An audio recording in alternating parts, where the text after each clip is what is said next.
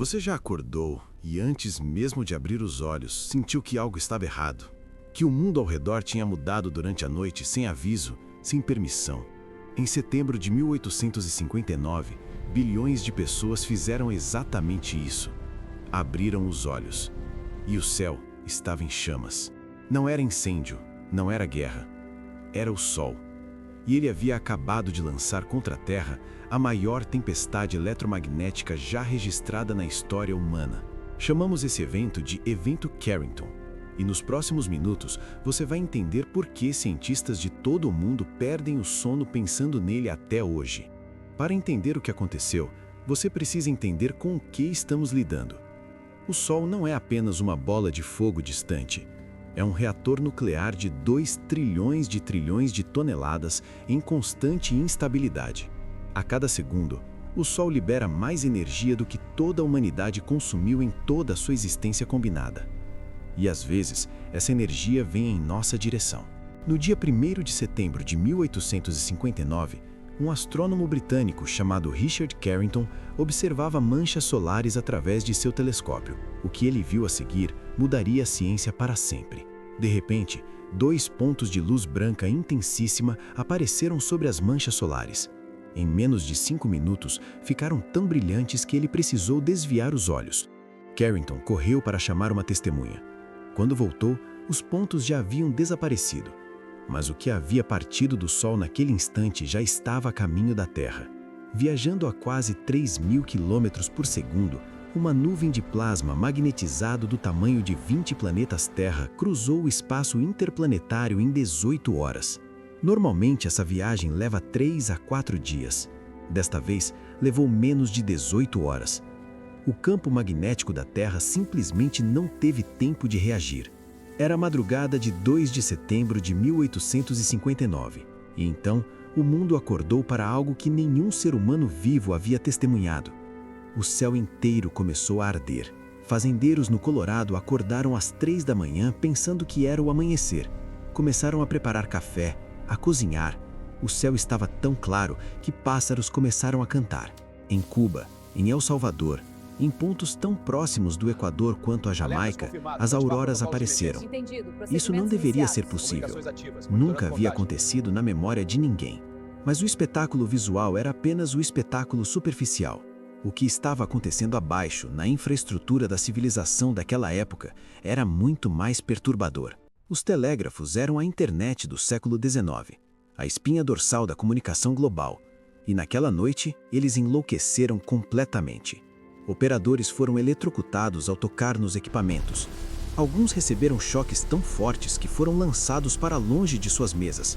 Outros ficaram com as mãos queimadas. Em Boston, tiras de papel telegráfico pegaram fogo espontaneamente na mesa dos operadores. Não havia curto-circuito visível. O papel simplesmente começou a queimar. E aqui vem algo que vai parecer impossível. Em Pittsburgh, operadores desconectaram as baterias dos telégrafos para proteger os equipamentos, e os aparelhos continuaram funcionando. Sem bateria, sem fonte de energia convencional, os telégrafos funcionavam alimentados diretamente pela corrente induzida pela tempestade solar. A Terra inteira havia se tornado um circuito elétrico. 2 operadores em Washington e Filadélfia descobriram isso por acidente e passaram a se comunicar usando apenas a energia da tempestade solar por 2 horas consecutivas. Neste momento, preciso que você pare e pense em algo. Em 1859, a rede elétrica global simplesmente não existia. Havia apenas telégrafos, apenas fios de cobre esticados entre cidades. E mesmo assim, o evento foi capaz de fritar equipamentos, iniciar incêndios e eletrocutar operadores em múltiplos continentes simultaneamente. Agora, multiplique isso pelo mundo em que vivemos hoje. Hoje temos satélites, temos GPS, temos internet de fibra ótica, temos redes elétricas interconectadas que abastecem bilhões de pessoas. Temos tudo que o evento Carrington precisaria para nos destruir. Mas antes de ir para o presente, precisamos entender a ciência por trás do que aconteceu. Porque a verdade sobre o que o Sol fez àquela Terra é ainda mais impressionante do que as histórias. Quando o Sol expele uma ejeção de massa coronal, ele lança bilhões de toneladas de plasma, gás ionizado extremamente quente, diretamente para o espaço. Se aponta para a Terra, você tem um problema. Esse plasma carrega campo magnético próprio. Quando colide com o campo magnético da Terra, ele o comprime, o deforma e injeta partículas carregadas diretamente nas camadas superiores da atmosfera. As auroras são a manifestação visível desse processo. Partículas solares colidindo com moléculas de oxigênio e nitrogênio na atmosfera, liberando luz. Normalmente, isso ocorre só nos polos. Em 1859, o campo magnético terrestre foi tão violentamente comprimido que as partículas penetraram muito além dos polos. A aurora chegou até o Equador e foi vermelha sangue. Em Roma, as pessoas pensaram que metade da cidade estava em chamas. Bombeiros foram acionados em várias cidades europeias para apagar incêndios que não existiam. O pânico foi imediato. Na Austrália, mineiros que trabalhavam no turno da noite em minas de ouro pensaram que era madrugada e foram dormir. O céu estava tão iluminado que seus relógios biológicos simplesmente falharam. No Caribe, marinheiros registraram em seus diários que o oceano parecia estar em chamas. A água refletia as auroras com tal intensidade que o horizonte era indistinguível do céu. Cientistas estimam que a intensidade magnética do evento Carrington foi aproximadamente 10 vezes maior do que qualquer tempestade solar registrada nos últimos 100 anos. 10 vezes. Para ter uma referência, em 1989, uma tempestade solar muito menor, quase incomparável ao Carrington, derrubou toda a rede elétrica da província de Quebec, no Canadá. 6 milhões de pessoas sem energia. 90 segundos foi o tempo que levou para a rede de Quebec colapsar completamente. 90 segundos para lançar uma das regiões mais desenvolvidas do mundo de volta ao escuro. A rede ficou sem energia por 12 horas. 12 horas em 1989, com uma tempestade insignificante comparada ao Carrington. Agora, imagine o equivalente pleno do evento de 1859 hoje. Um relatório da Academia Nacional de Ciências dos Estados Unidos de 2008 estimou que um evento equivalente ao Carrington custaria entre 1 e 2 trilhões de dólares, somente no primeiro ano. E o período de recuperação? Entre 4 e 10 anos. 4 a 10 anos sem infraestrutura elétrica completa. Para colocar em perspectiva, a Segunda Guerra Mundial durou 6 anos. Por que levaria tanto tempo? Porque os transformadores de energia que formam a espinha dorsal das redes elétricas modernas são peças únicas, fabricadas sob medida, pesam centenas de toneladas. Cada transformador de grande porte leva entre 1 e 2 anos para ser fabricado. E uma tempestade Carrington poderia destruir milhares deles simultaneamente em todos os continentes. Não existe estoque global suficiente para substituir o que seria destruído. Não existe capacidade produtiva para fabricar tudo o que seria necessário na velocidade que seria exigida. Mas a destruição elétrica seria apenas o começo. Pense na cadeia de colapsos que viria imediatamente a seguir. Pense no que depende de energia elétrica ininterrupta para funcionar. Hospitais, UTIs, pacientes em ventiladores mecânicos, incubadoras de recém-nascidos, equipamentos de diálise, tudo isso funciona com energia elétrica. Geradores têm combustível para algumas horas. Sistemas de purificação de água funcionam com bombas elétricas. Sem energia, em 48 horas, grandes cidades começariam a perder acesso à água tratada. A cada hora, o cenário piora. E os satélites? Uma tempestade Carrington fritaria literalmente centenas de satélites em órbita. GPS pararia de funcionar.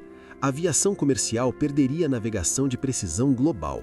A internet moderna depende de cabos submarinos de fibra ótica, que por sua vez dependem de repetidores elétricos ao longo de milhares de quilômetros de fundo oceânico. Esses repetidores precisam de energia. Em 2003, uma tempestade solar moderada danificou o sistema de GPS sueco e forçou o redirecionamento de aviões sobre a América do Norte. Era uma fração mínima da força de um Carrington. Em 2012, algo extraordinário aconteceu. Uma ejeção de massa coronal de magnitude comparável ao Carrington foi lançada pelo Sol e passou a apenas 9 dias da órbita da Terra. 9 dias. A diferença entre a civilização moderna intacta e um potencial colapso global de infraestrutura foi de 9 dias na órbita terrestre. O Sol simplesmente errou o alvo. Daniel Baker, físico espacial da Universidade do Colorado, descreveu o evento de 2012 como o equivalente a uma bala passando rente à orelha da civilização. Uma bala invisível, silenciosa, que quase ninguém soube. O Sol não foi notícia. O mundo continuou girando. A economia continuou funcionando. As pessoas continuaram rolando o feed. A bala passou e quase ninguém percebeu. A probabilidade de um evento de magnitude Carrington atingir a Terra em qualquer década dada é estimada entre 12% e 14%. Isso não é ficção científica. É estatística, publicada em periódicos revisados. 12% a 14% por década. Em 50 anos, a probabilidade acumulada ultrapassa 50%. Cara ou coroa? Esse é o risco real com que a civilização moderna convive silenciosamente. Mas então, a humanidade está completamente indefesa? Existe alguma coisa que podemos fazer? Existe, mas a resposta é simultaneamente encorajadora e profundamente frustrante. A boa notícia: desde os anos 1990, monitoramos o Sol 24 horas por dia com satélites especializados. Somos capazes de detectar ejeções coronais com até 3 dias de antecedência. 3 dias são suficientes para desligar transformadores críticos, colocar satélites em modo de proteção, reposicionar frotas aéreas. 3 dias podem salvar trilhões de dólares em infraestrutura. A má notícia: muitos países não têm planos concretos de proteção em vigor.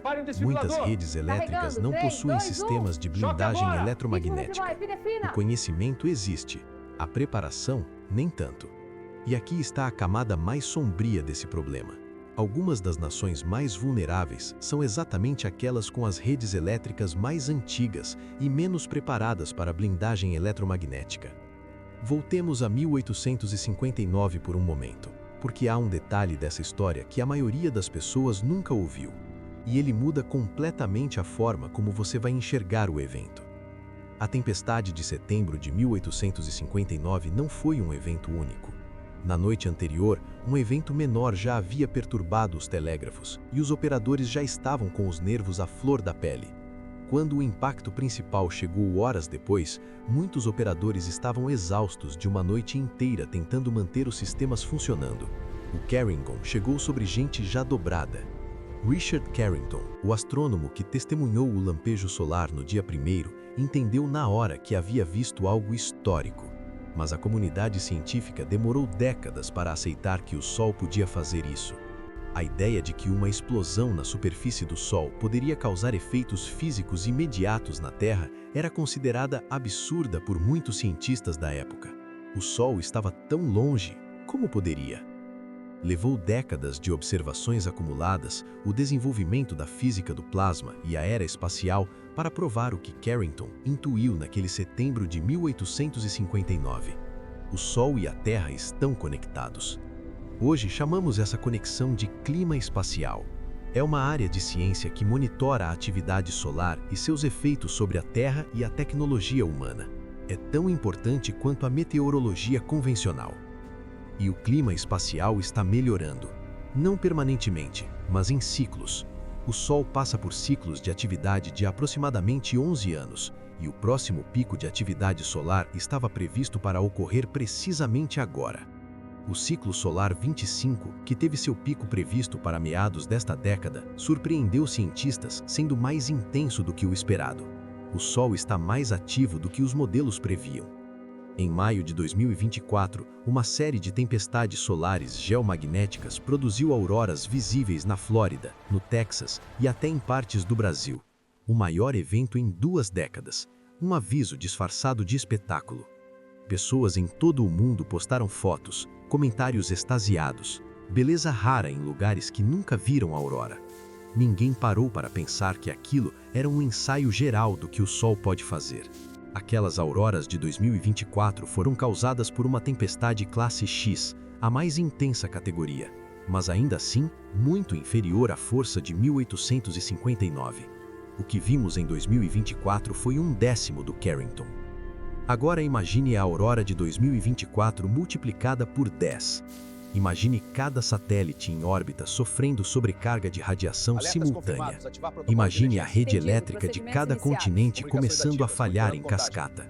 Em questão de horas, os sistemas bancários globais ficariam sem acesso a servidores, transações paralisadas, caixas eletrônicos sem funcionamento, pagamentos digitais impossíveis. O sistema de abastecimento de combustível moderno depende de bombas elétricas. Sem energia, postos de gasolina param de funcionar. Caminhões de entrega de alimentos param. Em 72 horas, supermercados começam a esvaziar. E a comunicação? Rádio AM pode sobreviver. Algumas redes de rádio militar endurecidas, mas a maioria das formas modernas de comunicação depende de satélites ou infraestrutura elétrica terrestre, ambas comprometidas. Em 1859, nada disso existia. As pessoas perderam a iluminação a gás por algumas horas, alguns fios pegaram fogo. Foi assustador, mas a civilização sobreviveu sem grande dificuldade. Naquela época, não tínhamos nada a perder. Hoje temos tudo, e a diferença entre as duas épocas não é o Sol, é o que construímos embaixo dele.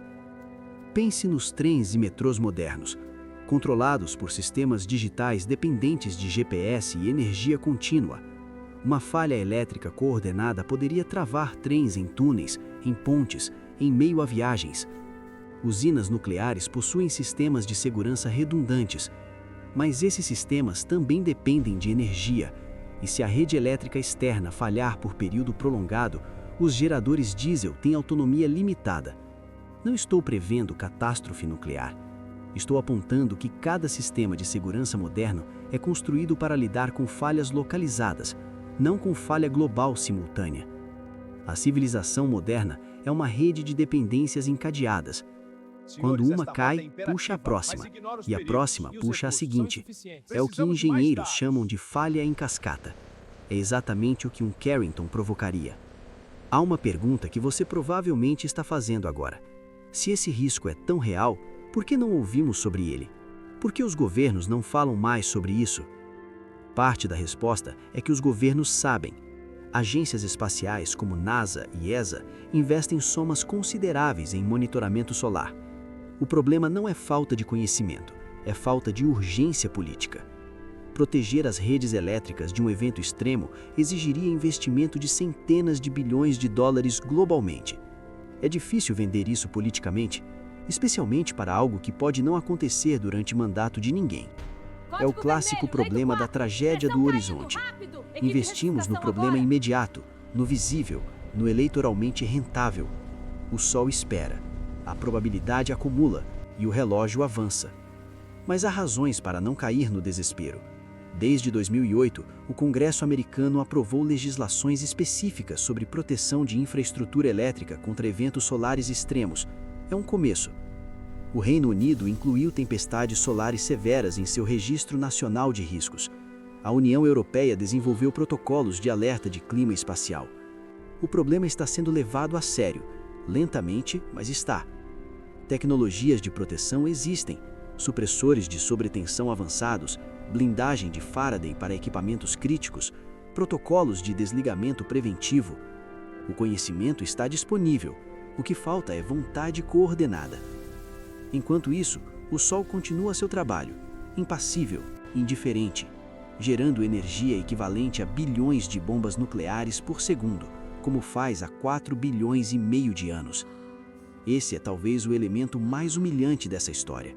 Para o Sol, o evento Carrington foi um espirro, uma contração muscular menor, algo que acontece e que acontecerá novamente sem que o Sol nem perceba. Em termos de atividade solar, o Carrington foi um evento de escala média-alta, não o maior possível, apenas o maior que tivemos o azar de testemunhar em época com tecnologia suficiente para registrar. Há evidências no registro geológico de eventos solares muito mais intensos antes de 1859. Anéis de árvores preservam a assinatura de explosões de radiação solar em épocas pré-históricas. Em 774 d.C., os anéis de árvores ao redor do mundo registraram um aumento anômalo de carbono 14, A interpretação dominante, uma explosão solar dezenas de vezes mais intensa que o Carrington. Dezenas de vezes. Em 993 d.C., outro evento similar. Em 660 a.C., outro. O Sol faz isso com regularidade geológica, e nós construímos nossa civilização tecnológica inteira em cima dessa realidade sem nos prepararmos adequadamente para ela. Voltemos ao dia 2 de setembro de 1859. As pessoas que olharam para o céu sem saber o que estavam vendo, sem ter vocabulário para descrever, sem contexto científico para interpretar. Para eles, era o fim do mundo, era sinal divino, era o céu ardendo. Registros da época mostram que muitas pessoas se ajoelharam, rezaram, esperaram um apocalipse com a aurora ardendo sobre suas cabeças. Eles não morreram, o mundo não acabou, mas aquela noite gravou no inconsciente coletivo humano algo que ficou por décadas: a certeza de que existem forças no universo que estão completamente fora de nosso controle. E talvez seja essa a lição mais profunda do evento Carrington. Não a catástrofe em si, mas o que ela revela sobre nossa relação com a tecnologia que construímos e sobre o planeta que habitamos. Construímos uma civilização de uma fragilidade extraordinária. E a maioria de nós nunca parou para pensar nisso. Vivemos como se a energia fosse infinita, como se a conectividade fosse permanente, como se o GPS sempre fosse saber onde você está, como se o cartão de crédito sempre fosse funcionar, como se a luz sempre fosse acender quando você apertar o interruptor. O evento Carrington é um espelho. Ele nos mostra que o progresso tecnológico não é blindagem, é acumulação de vulnerabilidade. Quanto mais complexa a civilização, mais pontos de falha ela cria. Isso não é argumento contra o progresso, é argumento por humildade, por preparação, por não confundirmos complexidade com robustez, por reconhecermos que somos inquilinos num sistema solar que não nos deve nada. O Sol nasce amanhã, e depois de amanhã, e assim há 4 bilhões de anos. Mas eventualmente, e a física é clara sobre isso, ele vai repetir o que fez em setembro de 1859. Não sabemos quando. Talvez daqui a 200 anos, talvez daqui a 10. A probabilidade não cai com o tempo, ela acumula. O Sol não tem calendário, mas tem histórico. E enquanto esperamos sem saber, é válido perguntar: o que você faria se soubesse que tem 72 horas antes de tudo desligar? Que itens você consideraria essenciais? Quem você tentaria contatar? Essa pergunta não é exercício de paranoia, é exercício de consciência. As mesmas perguntas que você faria para um furacão ou terremoto. O diferencial do Carrington é a escala e a invisibilidade da ameaça. Furacões você pode ver se formar. Terremotos você aprende a antecipar por regiões. Uma tempestade solar de escala Carrington pode ser detectada com apenas algumas horas de antecedência real de impacto. E aqui está o detalhe cruel da física. A luz do Sol chega à Terra em 8 minutos. Uma ejeção de plasma viaja mais devagar, em horas ou dias, mas a luz que anuncia o evento chega quase ao mesmo tempo que o evento chega. O maior evento solar em 70 anos chegaria a nossos olhos e instrumentos praticamente ao mesmo tempo que chegaria às nossas redes elétricas. A janela de preparação é estreita e o impacto é total. Em 1859, Richard Carrington morreu relativamente jovem, em 1875, sem nunca ter recebido o reconhecimento pleno que merecia. Durante décadas, a ligação que ele propôs entre atividade solar e efeitos terrestres foi contestada. Hoje, seu nome está em cada artigo científico sobre clima espacial, em cada centro de monitoramento solar do mundo, em cada protocolo de proteção de infraestrutura crítica. Ele tinha razão antes de o mundo estar pronto para ouvir. Essa também é uma lição. Algumas verdades chegam antes de encontrar audiência. Algumas ameaças se tornam urgentes apenas quando é tarde demais para a preparação ideal. O Carrington é ambos. A última coisa que quero deixar com você hoje é uma imagem. Imagine a aurora de 1859. Vermelha, intensa, cobrindo o céu de polo a polo e equador a equador. As pessoas que viram aquilo em 1859 não tinham nada que pudesse ser destruído além das próprias vidas, e por isso sobreviveram. Por isso maravilharam-se. Por isso descreveram como o espetáculo mais bonito que já viram. Se acontecer hoje, haverá o mesmo espetáculo, a mesma aurora impossível, o mesmo céu em chamas. Mas desta vez, a maioria das pessoas estará olhando para um celular sem sinal, tentando entender o que aconteceu. O céu já pegou fogo uma vez, e o mundo de 1859 sobreviveu porque não tinha nada a perder. A pergunta que o evento Carrington nos faz, 165 anos depois, é a mesma de sempre. O que você está disposto a perder?